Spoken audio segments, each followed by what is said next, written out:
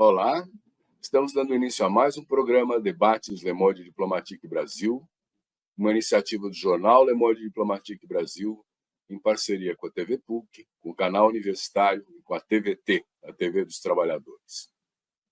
Hoje nós vamos entrar numa polêmica que está se estabelecendo, inclusive nos tribunais, é a questão da privatização da Sabesp, a privatização da água que é pública.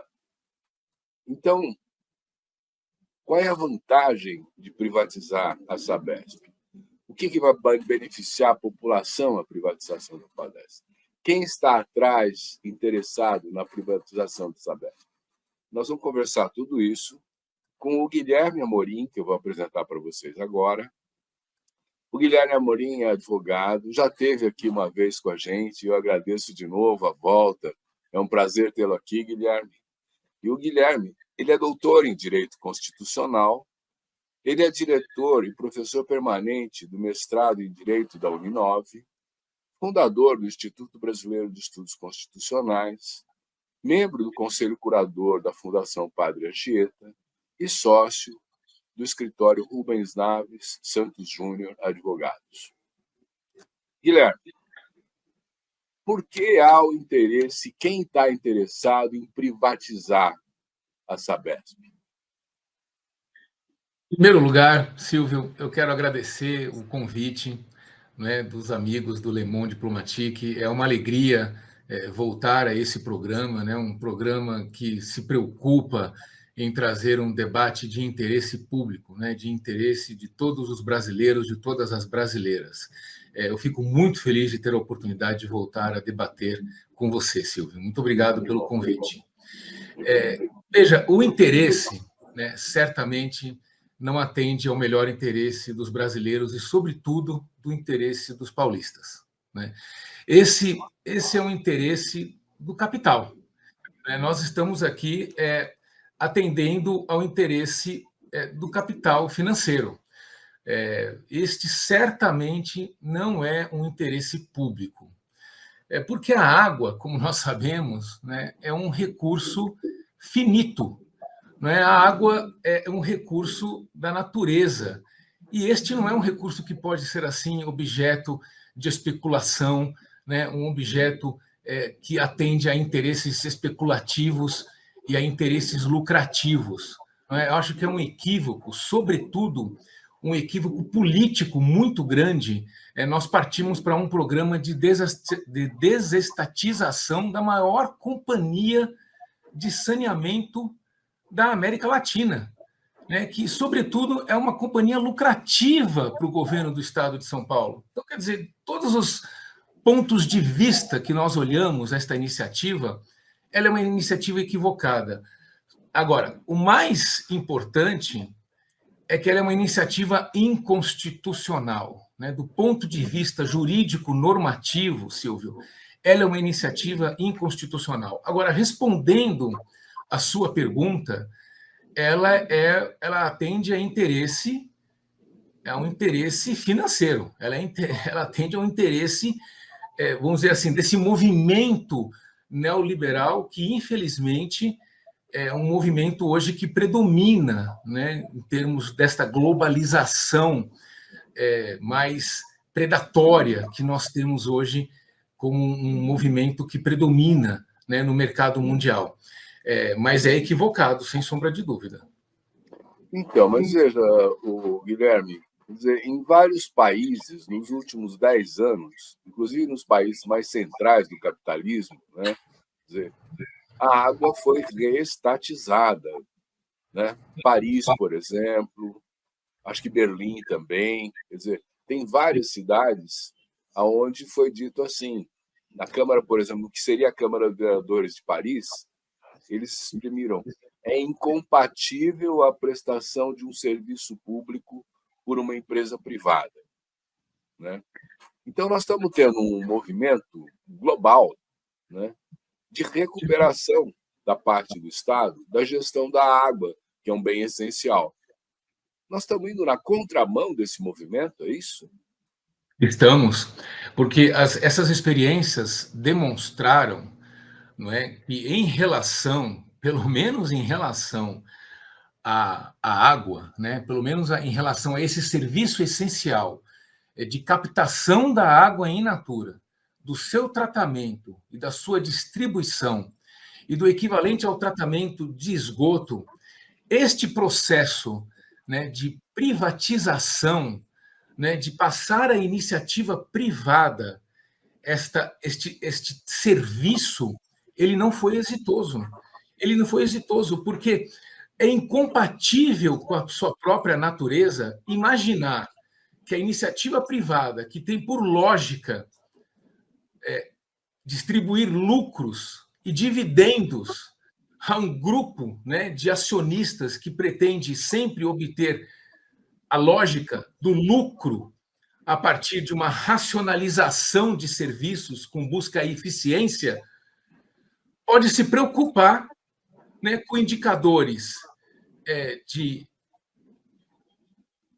eficiência social, por exemplo, de indicadores sociais, né, de saúde pública, não é, de uma lógica que pretende ter uma abordagem, né, de uma racionalidade social, né, de um investimento coordenado de articulação de políticas públicas que nem sempre, né, deve atender um pressuposto de distribuição de rendimentos, de dividendos. Né? Esta lógica, por vezes, é incompatível, né, com um pressuposto de lucratividade.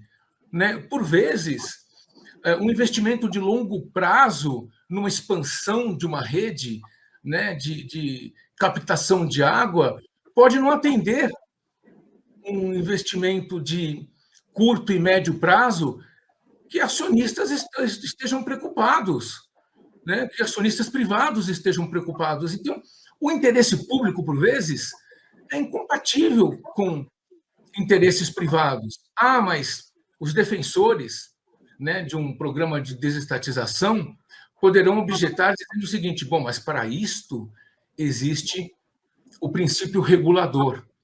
Para isto pode existir a presença do controlador estatal com assento no órgão de assembleia, no órgão assemblear, dentro do ente desestatizado. Mas isso é uma falácia. Isso é uma falácia porque, de qualquer maneira, o controle passa a ser feito dentro desta ótica gerencial privada, né? Desde que ele atenda a determinados indicadores de resultado, o fato é de que a iniciativa passou para as mãos do controlador privado. Mas Guilherme, A realidade deixou de ter o controle da articulação, do planejamento de médio e longo prazo e de uma articulação maior de políticas públicas. Então, mas você sabe que anos atrás a Sabesp ganhou um prêmio na Bolsa de Nova York pela rentabilidade das suas ações. Quer dizer, o lucro que ela deu para os acionistas norte-americanos que tinham comprado ações da Sabesp mereceu que ela ganhasse um prêmio na Bolsa de Nova York, né? Quer dizer, nós já temos a presença da iniciativa privada na Sabesp, né? Quer dizer, por que a luta pelo controle? O que vai mudar?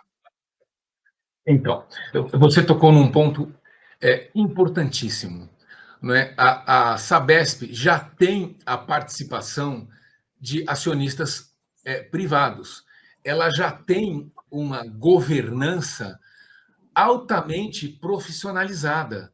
Tanto que ela já tem ações negociadas em bolsa de valores.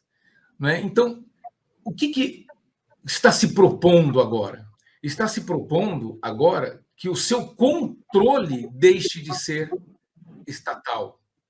Né? Porque o fato de ela ter as ações negociadas em bolsa, né, pressupõe que ela tem uma governança mais profissionalizada, que se exige dela maior responsabilidade empresarial e maior transparência dos seus atos. Portanto, todo um compliance empresarial e um conjunto de ações de responsabilidade social e empresarial e de transparência em relação aos atos que ela pratica, que isto é saudável, né? Mas isto não tira, né, da sua governança o imperativo de atender o interesse público primário, que, tanto da perspectiva da Constituição Federal, como, isso é o mais importante, da Constituição do Estado de São Paulo, foi destinado à Sabesp enquanto responsável por articular as ações de saneamento no âmbito da sua ação. Então, ela é responsável por articular as ações de saneamento no âmbito da cidade de São Paulo, que ela atende, no âmbito das cidades, das 370 e tantas cidades de São Paulo, do estado de São Paulo, que ela atende, preservando mananciais, integrando bacias hidrográficas, tendo, portanto, uma ação mais ampla de preservação do meio ambiente, né? Tendo, portanto, uma ação de política pública, né, que é integrativa, né, do meio ambiente com a qualidade da água.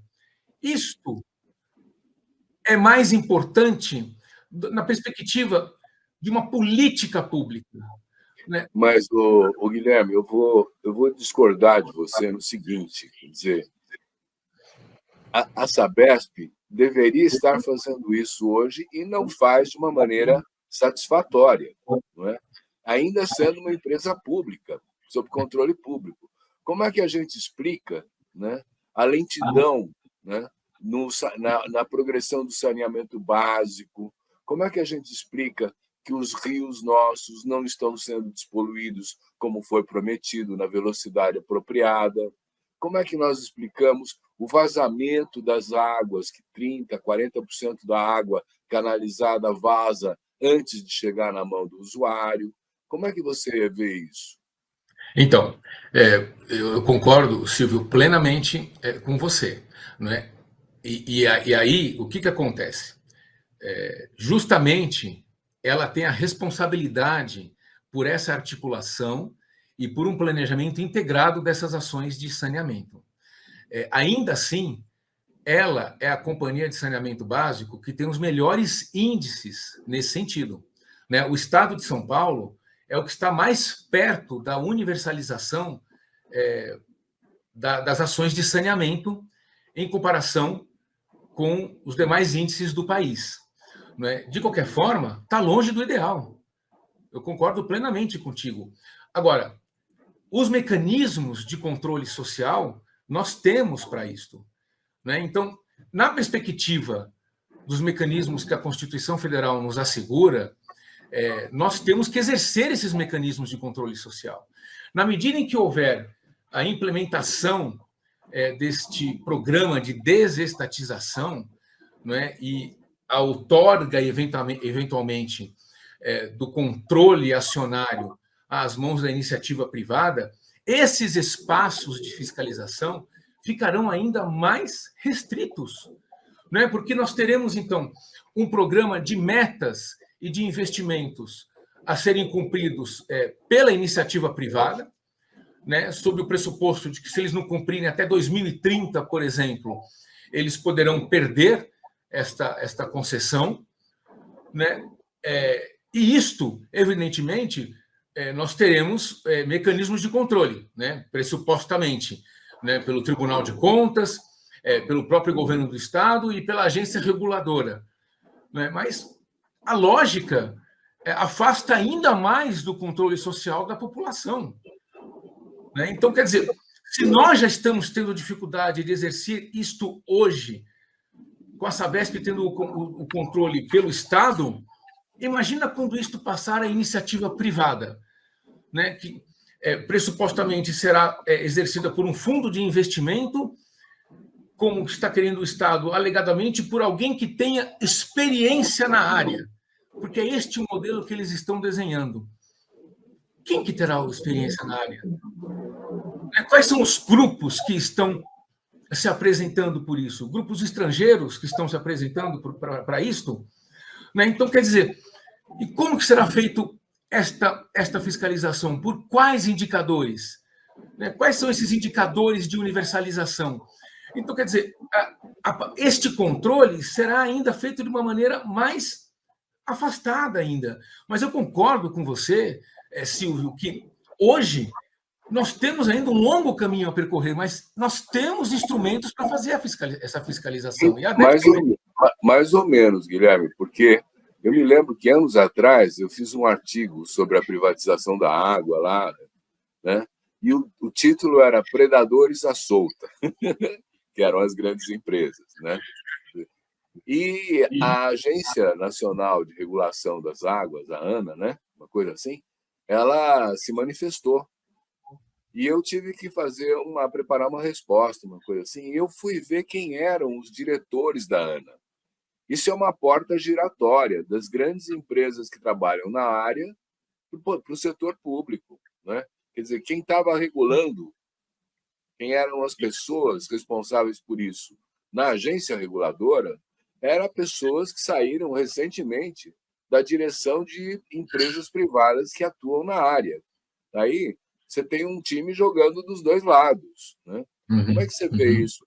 Institucionalmente, isso deveria ser proibido, né? Você veja só, né? A Agência Nacional das Águas, né? Ela pressupostamente, né? Ela deveria ter uma independência para esta fiscalização, né? Nós não temos agências reguladoras e muito menos a Agência Nacional de Águas exerce o seu papel como deveria exercer, né? Então, esta é uma crítica, né, em relação ao papel das agências reguladoras. Este fenômeno que você citou de porta giratória é procedente, né? É procedente.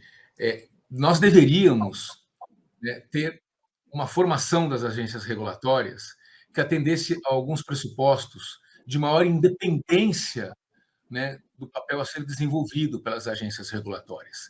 A presença, eventualmente, né, de pessoas que vêm do mercado pode ser algo desejável, mas não exclusivamente, né? Quer dizer, nós temos que ter pessoas que vêm da sociedade civil, né, como temos que ter pessoas que representam todos os interesses. O problema é que nós temos apenas pessoas que vêm dos interesses do mercado, porque isso compromete efetivamente a independência desejada das agências reguladoras, né? Porque daí o seu papel fica absolutamente comprometido, né? E aí nós não temos a agência reguladora desempenhando o papel que foi pensado para ela. Ou seja, aí ela não funciona. Aí ela não desempenha o papel que, do ponto de vista normativo, né, que do ponto de vista que se está pensado para ela desempenhar, ela desempenha, né? Aí é um papel de faz de conta, né? Aí é um papel que, do ponto de vista de fiscalização, do ponto de vista de validar o cumprimento daqueles indicadores, daquelas metas, ele passa a ser um papel apenas figurativo, né? Então, isso desacredita as agências reguladoras, né? E isto faz com que, inclusive, uma participação que se espera da sociedade civil não aconteça, porque a sociedade civil não se vê estimulada a participar. Então, essa é uma crítica importante.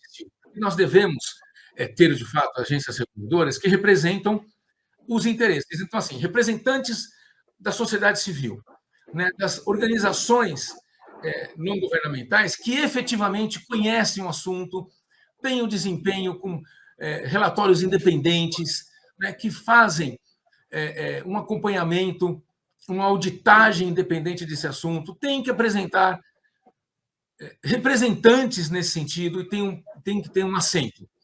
Representantes do governo e representantes de empresas que, eventualmente, não estão desempenhando contratos de concessão, mas que, eventualmente, né, já desempenharam ou que têm dirigentes que não estão ocupando mais, desde que tenham cumprido uma quarentena, por exemplo, né? Já estejam desempendidos, não estejam com interesses na linha de frente, né? Que possam eventualmente representar um papel técnico dessa agência reguladora, poderiam cumprir. Agora, às vezes, nós temos um escândalo, né? Pessoas que estavam no mês passado numa concessão se desincompatibilizam daquele caso, daquele cargo e assumem um papel na agência reguladora. É evidente que tem aí uma representação de um interesse em curso. Isso desacredita a agência reguladora, né? Então, isso é muito ruim, né? Isso é muito ruim. Tá. Nós vamos fazer um pequeno intervalo e já voltamos.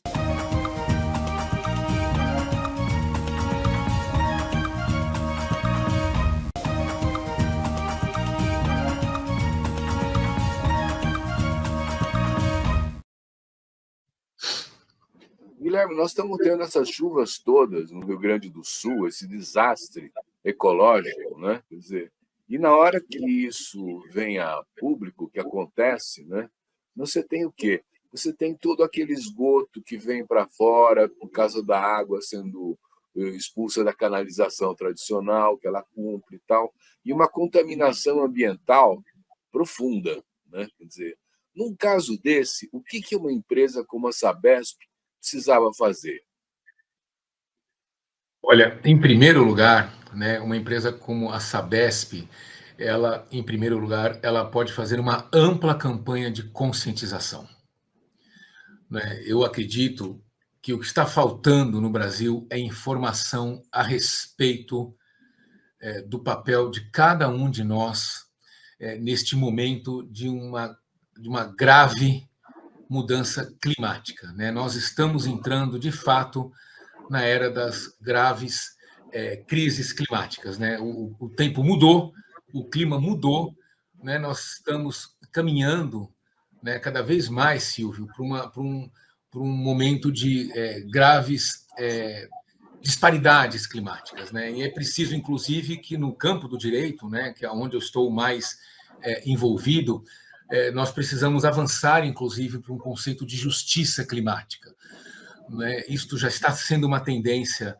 no direito internacional, e esta é uma discussão que precisa avançar aqui no Brasil, porque estas questões vão se apresentar cada vez mais e nós teremos discussões a respeito de quais são as consequências jurídicas no campo das discussões que se apresentam a partir desses graves eventos climáticos. Agora, a Sabesp, né, ela, sobretudo, né, ela pode liderar uma discussão, né, já que ela tem um papel de articulação política, né, de articulação de política pública importante sobre quais devam ser, né, qual, pelo menos, deve ser o planejamento integrado que se deve fazer, né, em termos de política pública, do que deve ser implementado para se prevenir, né, que uma catástrofe como esta possa vir a acontecer, por exemplo, numa grande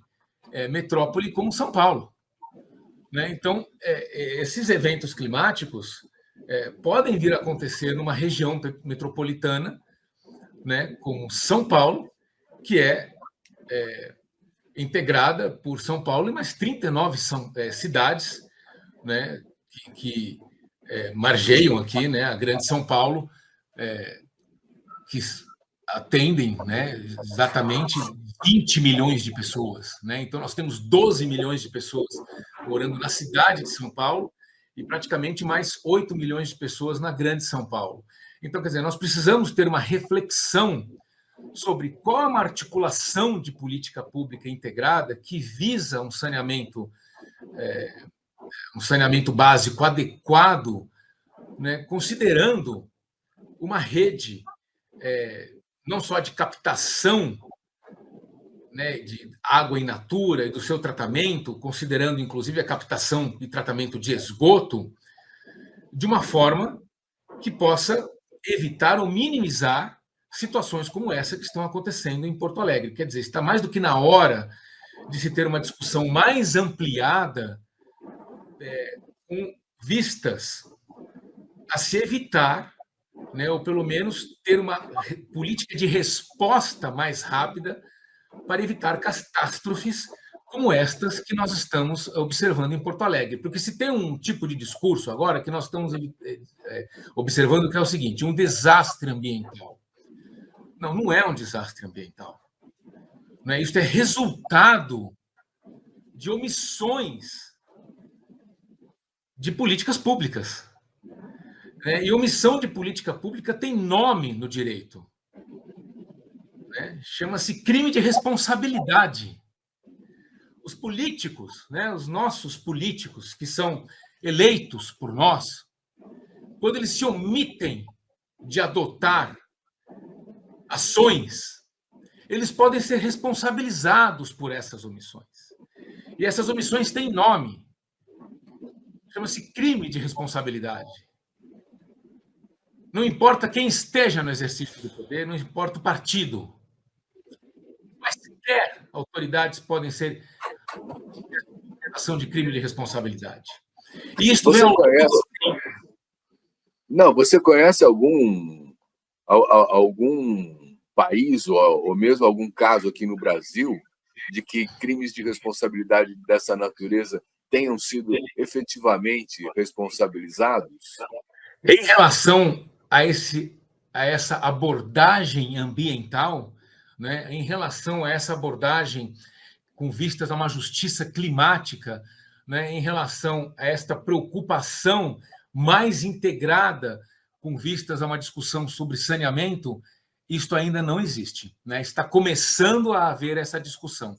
O que nós temos, por exemplo, de forma mais recente, foi toda essa discussão em torno, por exemplo, da pandemia, Silvio, né, que houve, né, da pandemia de saúde pública, que houve toda uma discussão, por exemplo, ainda em cima do presidente Bolsonaro e dos seus crimes de omissão, né, e dos seus crimes de responsabilidade, por exemplo, sobre a sua conduta omissiva em adotar políticas que visassem o combate à pandemia. Este foi um conceito que foi muito discutido, né, em imputar os seus crimes de responsabilidade pela sua conduta omissiva naquele momento.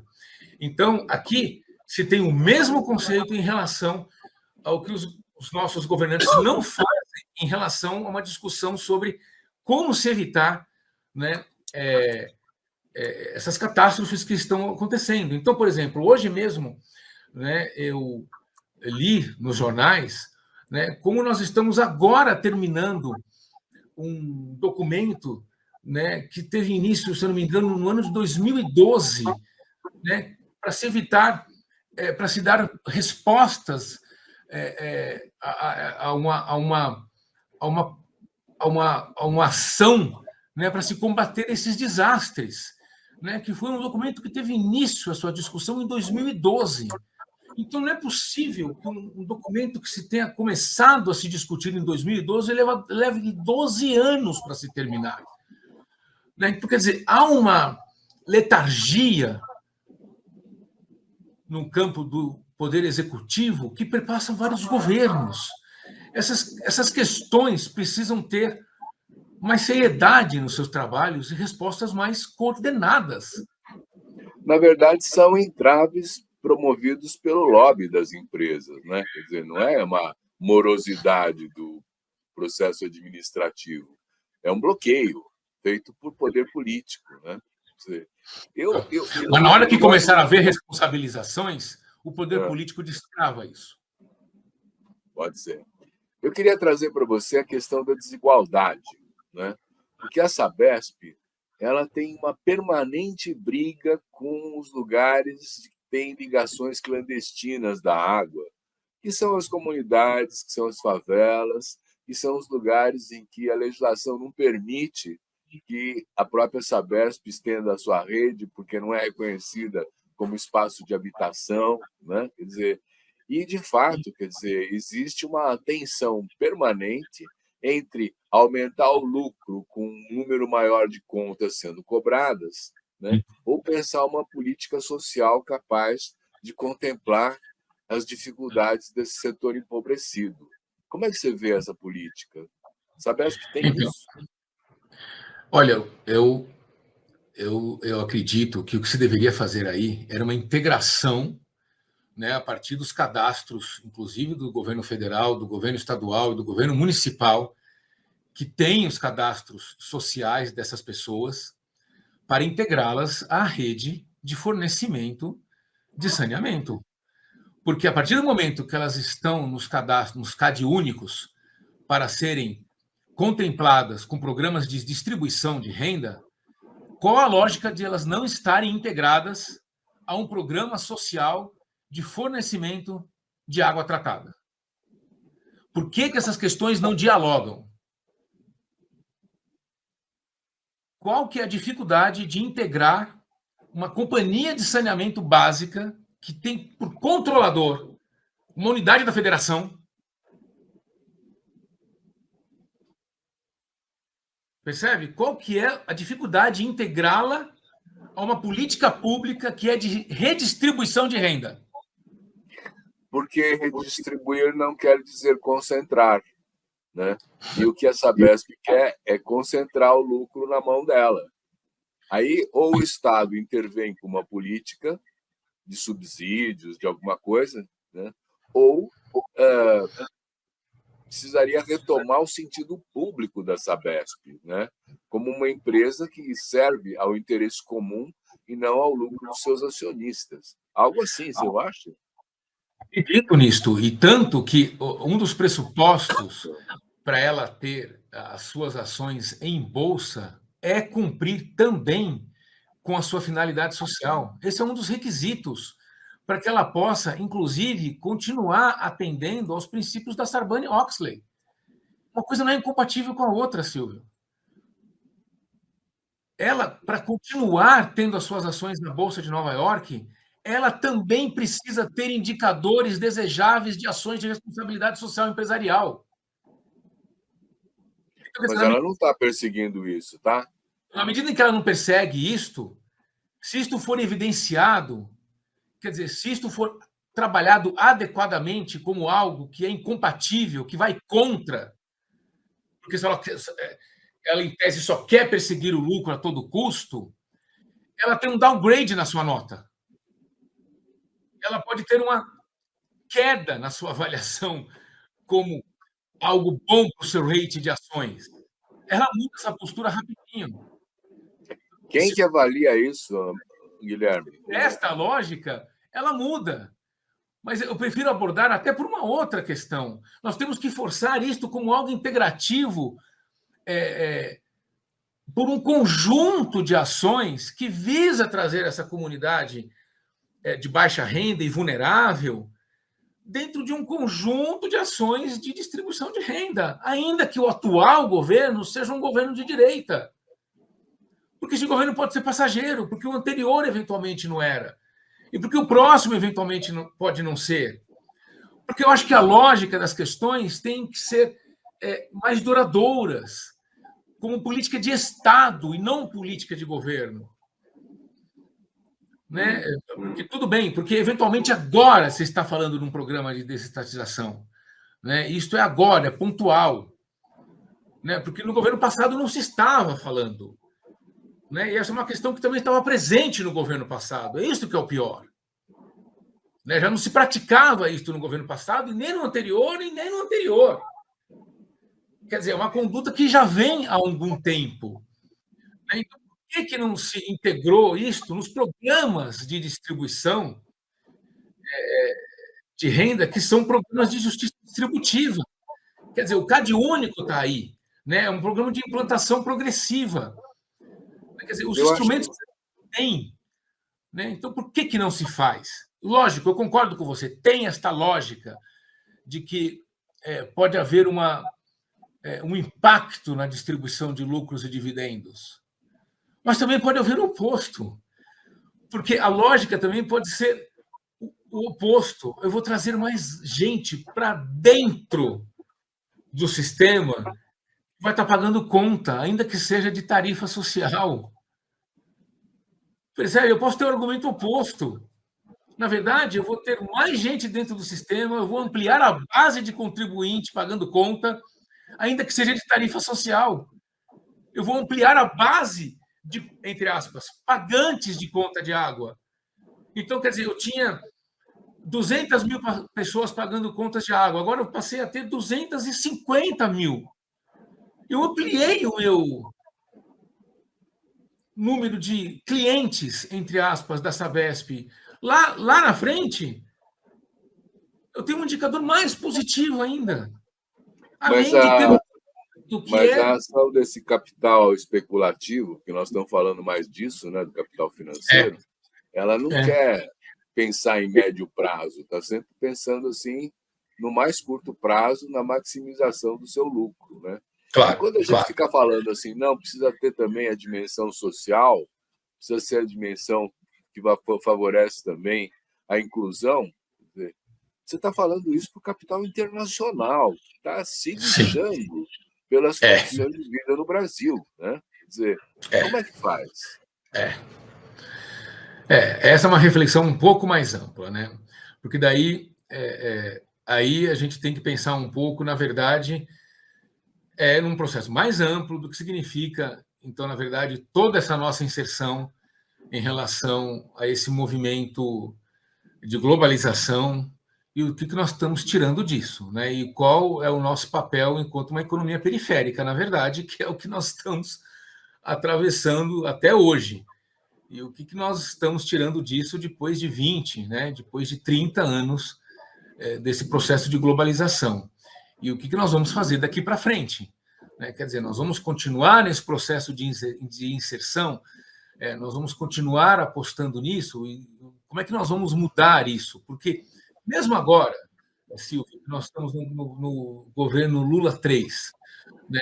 Nós estamos apostando ainda em algumas premissas que continuam equivocadas. Nós não estamos sendo capazes de ter uma reflexão que mude um pouco a lógica pela qual nós estamos apostando no papel do Brasil dentro desse cenário mais globalizado,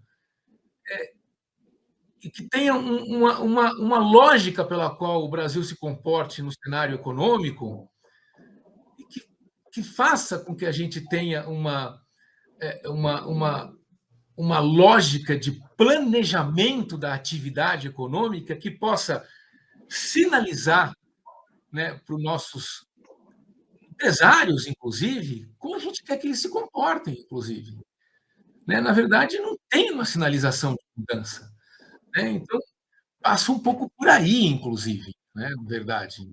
Acho que essa reflexão acaba tendo que ser um pouco mais ampla, na verdade, né? Porque você veja só, a gente quer ter um papel um pouco mais ativo em relação à organização para o comércio, para a OCDE, né? Organização do Comércio e Desenvolvimento Econômico. Assumimos um compromisso de implantação do governo digital. Qual o sentido disso em relação a uma economia periférica como a nossa, que não é de desenvolvimento tecnológico, por exemplo? Quais são as premissas que nós estamos desenvolvendo para desenvolver tecnologia, por exemplo? Quais são as premissas de desenvolvimento estrutural nesse sentido? Então, em termos de coordenação de políticas, as nossas ações ainda são um pouco descoordenadas. A gente não tem ações estruturais que se ligam, que são coordenadas. E aí a gente não tem ações de médio e longo prazo.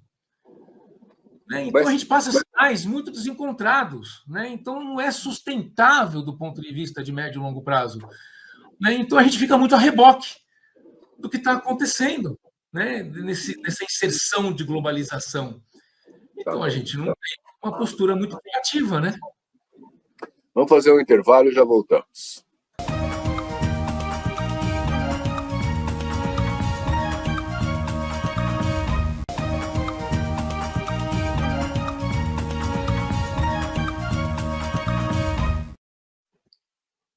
Guilherme, a água não respeita os limites físicos da definição dos limites do estado de São Paulo, Paraná, enfim, quer dizer, de Minas Gerais. A água corre pelo Brasil, né? Como é que você define as competências de uma companhia? E a Sabesp já está tirando água de outros estados? Tem guerra de água agora? É uma questão bastante polêmica. Não existe uma guerra de águas ainda, né? não existe guerras de água ainda.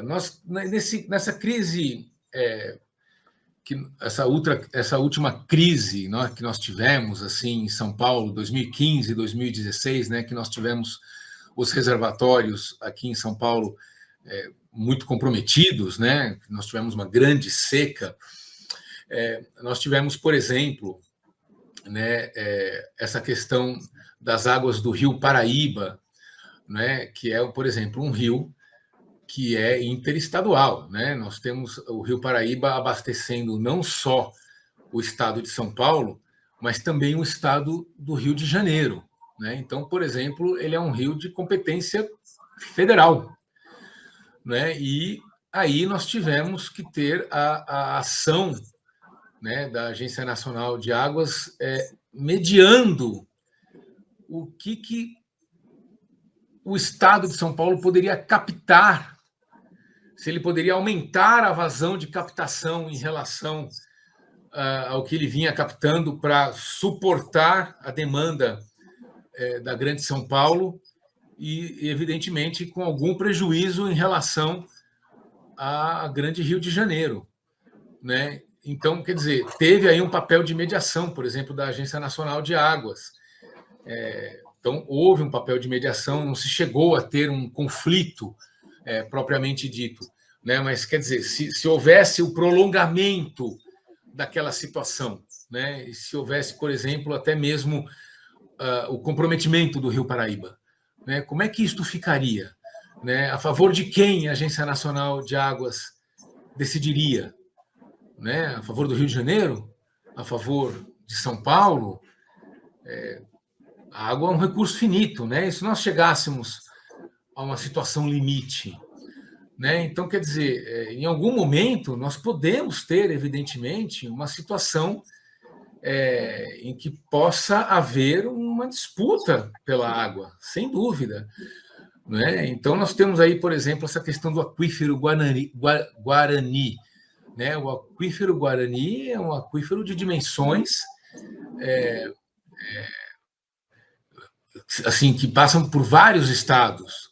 Né? O aquífero Guarani, até onde eu tenho a informação, ele não está comprometido, né? Ele está preservado, né? Mas quais são, então, as regras em relação hoje ao aquífero Guarani? Né? Eu tenho a informação, por exemplo, de que tem havido uma fiscalização muito forte em relação à perfuração de poços artesanais, para que não haja um comprometimento do aquífero Guarani, né? Então, foi reforçada a fiscalização nesse sentido. Então, quer dizer, nós temos hoje uma preocupação, sim, né, com preservação de bacias hidrográficas, para que haja uma preservação a mais a médio e longo prazo do aquífero Guarani. Ou seja, todas essas questões nos levam a um ponto que você tocou, Silvio, que é a questão das competências para o exercício, né, dessa função que nós temos hoje, que é uma função, veja só você, de competência local. Né? A Constituição Federal diz, cada vez mais, que o exercício para esta função é de competência local. Mas veja só você, a Sabesp, né, ou pelo menos os estados, têm uma função de articular, em termos de saneamento, as políticas de saneamento. Então, quer dizer, o Constituinte, né, lá em 1986 até 1988, procura fazer um esforço de cooperação entre as unidades federativas para que haja, né, uma articulação dos estados com os municípios para o estabelecimento de políticas de saneamento de médio e longo prazo. Então, os estados aí têm um papel importante. E falando aqui do estado de São Paulo, o Constituinte, né, em 1989, quando promulgou a Constituição Federal em 5 de outubro de 1989, deixou claro, no artigo 216, parágrafo 2º, que a articulação dos planos de saneamento competem a uma companhia estadual que deve ser de controle acionária do governo do Estado de São Paulo. Então, por disposição constitucional, o governo do Estado de São Paulo não pode alienar o seu controle acionário. Essa iniciativa que o governo do Estado de São Paulo quer fazer de desestatizar é inconstitucional. Todo esse processo está comprometido por uma grave inconstitucionalidade. Todo este processo é absolutamente inconstitucional. O que se busca é inconstitucional porque a Constituição do Estado de São Paulo proíbe.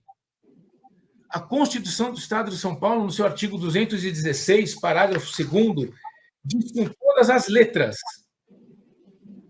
todas as letras o seguinte, que é inconstitucional, diz que o controle... Diz o seguinte, olha só, até vou ler para você o dispositivo. O Estado assegurará condições para a correta operação, necessária ampliação e eficiente administração dos serviços de saneamento básico, prestados por concessionárias sob seu controle acionário. É imperativo. Bom, mas e como é que fica, então, a Sabesp assumindo a gestão municipal da água em alguns municípios? Você falou em 300 e tantos municípios de São Paulo, a Sabesp está aí. A Sabesp está no nível estadual, mas a gestão da água no município é municipal, né? Quer dizer, não tem um conflito de interesses aí?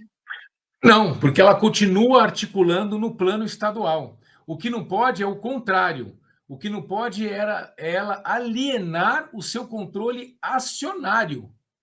O governo do Estado não pode sair da gestão da Sabesp. Entendi. É isto que a Constituição do Estado de São Paulo proíbe. Ela alienar o seu controle acionário. Então, e o que está se tentando agora? O que está se tentando agora? Mudar a Constituição do Estado de São Paulo? Então, nem isso foi tentado. O descalabro é tão forte que a Assembleia Legislativa e a própria Procuradoria-Geral do Estado entendem que basta o governador, por iniciativa dele, aprovar um projeto de lei. Nem precisa alterar a Constituição do Estado. Então, quer dizer, o processo é inconstitucional e nós defendemos que também não pode emendar a Constituição Federal. O Constituinte deixou claro aqui que isto é uma cláusula pétrea, não pode. No caso do gás pode, por exemplo, ser objeto de desestatização, como foi. No caso da energia elétrica também, mas no caso da água, não. Justamente pelas peculiaridades do serviço de saneamento básico. Essa é a discussão que nós queremos levar ao Poder Judiciário, que, aliás, já está colocada por uma ação direta de inconstitucionalidade que foi impetrada pelo Diretório Estadual do Partido dos Trabalhadores e que nós agora vamos, em nome de uma organização não governamental chamada Ondas, nós vamos ingressar como amigos da Corte para discutir esses aspectos da inconstitucionalidade. Quer dizer, então, que o governador não vai poder operar essa transformação da Sabesp enquanto essas questões jurídicas não estiverem resolvidas a nível, inclusive, do Supremo, né?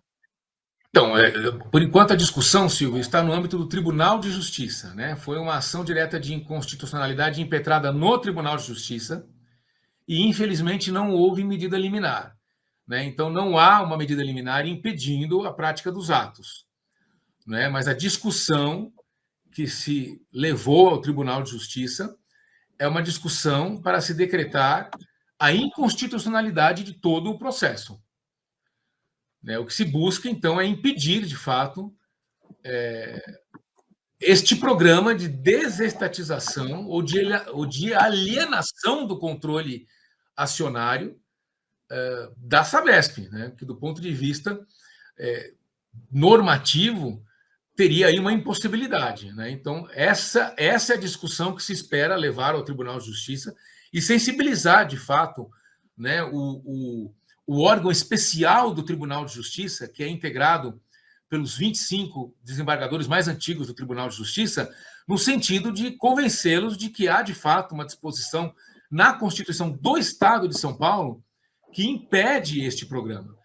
Evidentemente que, depois da decisão do Tribunal de Justiça, caberia, né, se não for exitoso lá essa discussão, se não for exitosa lá essa discussão, cabe um recurso ao Supremo. Então, eventualmente, sim, a discussão ainda pode terminar no Supremo Tribunal Federal. Ou seja, mas enquanto isso, o governo do Estado pode fazer o que quiser com o Sabesp, porque não tem liminar. Ele está tacando pau no processo, ele está atropelando tudo, né? Está passando que nem um trator por cima dos procedimentos aí. Né? Você veja que, de fato, tem um interesse econômico forte nessa discussão, porque o processo está correndo. Né? E veja, uma coisa que eu não consigo entender, Silvio, a maior parte da população paulista é contra esse processo. As duas pesquisas que eu vi recentemente mostram que a maior parte da população é contra a privatização do processo, da Sabesp. E ainda assim, né, está tacando para frente esse processo. Guilherme, nós vamos fazer um último intervalo, já voltamos, né? E aí eu queria que você entrasse na história assim de como, nesse momento, a gente pode trabalhar isso na opinião pública, trabalhar isso na mídia, esclarecer a população sobre o caminho que deve ser adotado aí. Né? Então, vamos ao intervalo.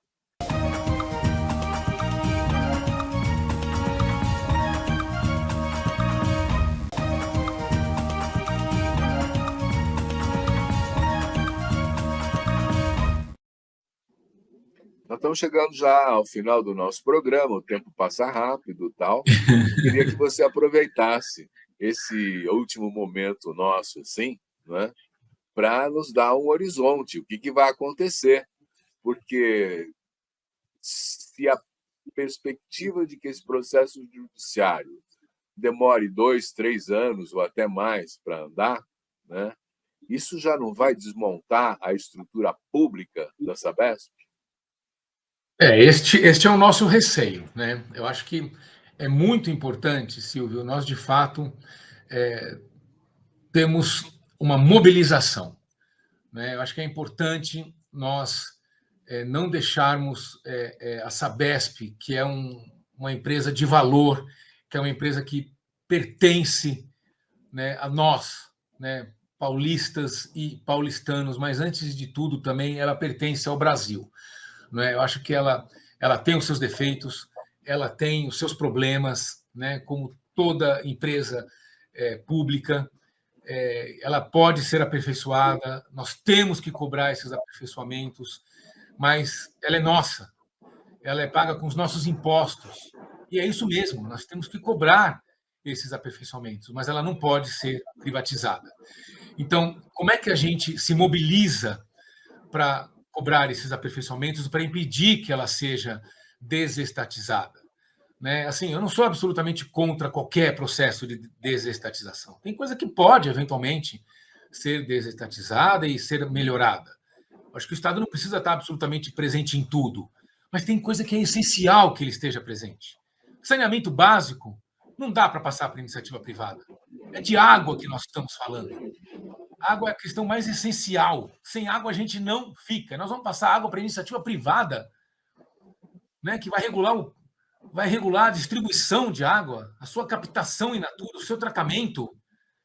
Né? Olha a situação que nós estamos passando em São Paulo agora, com essa onda de calor. Né? Como é que se regula a sua captação? Né?